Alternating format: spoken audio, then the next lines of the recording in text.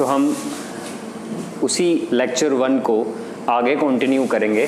जैसे कि जहाँ से हमने पीछे छोड़ा हुआ था, हम फंडामेंटल राइट्स को डिस्कस कर रहे थे। तो originally there are 7 fundamental rights, याद रखना है।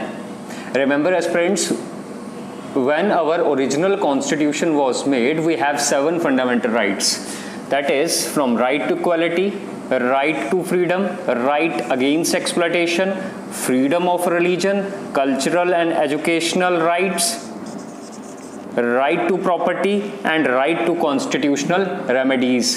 तो when our जब भी एग्जाम में क्वेश्चन होगा, originally we have how many fundamental rights, तो आप आंसर में टिक करोगे 7 fundamental rights originally. But now right to property was deleted, इसको क्या कर दिया गया है, deleted from the list of fundamental rights and now it is made a legal right. अब इसको क्या बनाया है हमने, राइट टू प्रॉपर्टी को, यहां देखो, right to property was deleted from the list of fundamental rights,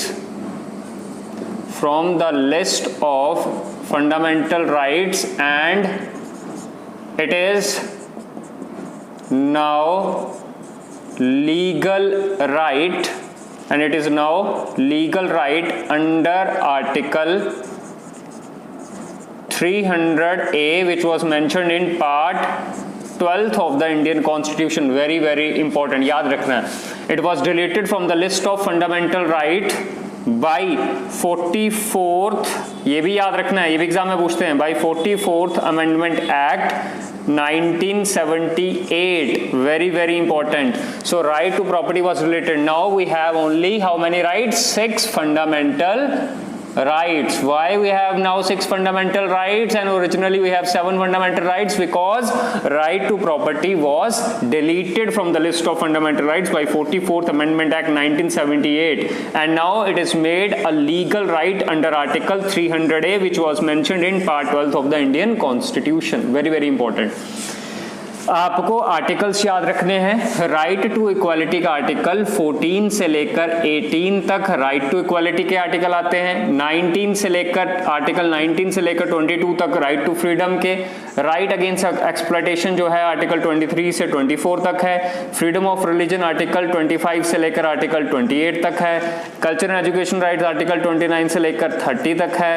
ये राइट टू प्रॉपर्टी डिलीट कर दिया, ये 31 था। और ये राइट टू कॉन्स्टिट्यूशनल रेमेडीज जो है आर्टिकल नंबर 32 है। याद रखना है, राइट टू कॉन्स्टिट्यूशनल रेमेडी जो है, it is known as heart and soul of Indian constitution. इस आर्टिकल को हार्ट एंड सोल भी कहते हैं।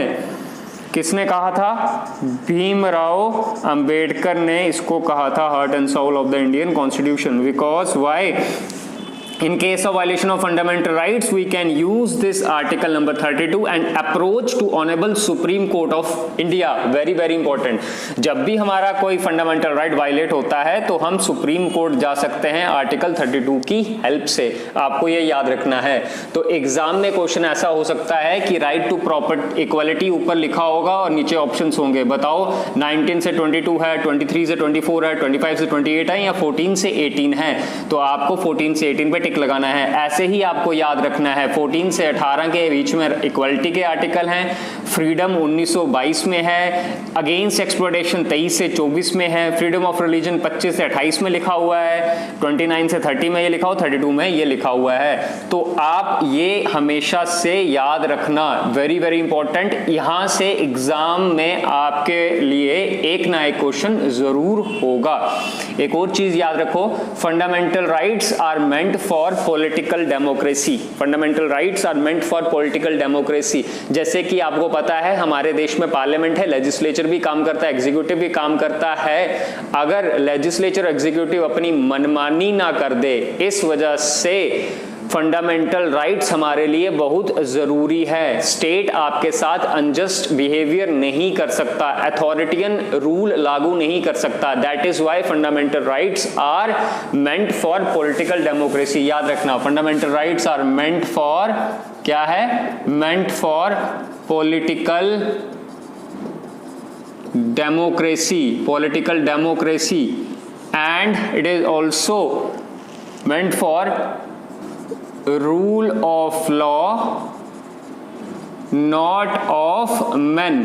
Very very important, rule of law not of man, कानून का ही राज होगा, इंसानों का नहीं, आदमियों का नहीं, कानून के हिसाब से ही चलेगा। That is why fundamental rights are very very important. एक और चीज याद रखनी है, fundamental rights have a negative implications on the state. Negative implication of the state में जब मैं बात करता हूं, दैट मीन्स स्टेट की पावर्स को रेस्ट्रिक्ट किया हुआ है फंडामेंटल राइट्स ने। स्टेट अपनी मनमर्जी नहीं थोप सकती हम लोगों के ऊपर, क्योंकि हमें संविधान ने फंडामेंटल राइट्स गारंटी किए हुए हैं। स्टेट अथॉरिटियन रूल लागू नहीं कर सकती, अपनी मर्जी से कुछ भी नहीं कर सकती, because fundamental rights are there. तो वेरी वेरी इंपॉर्टेंट, ये तीनों चीजें आपको याद रखनी है।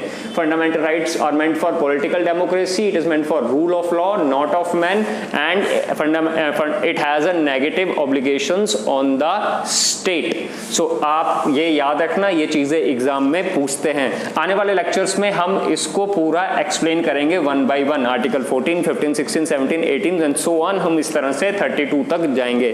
तब तक के लिए जय हिंद, जय भारत।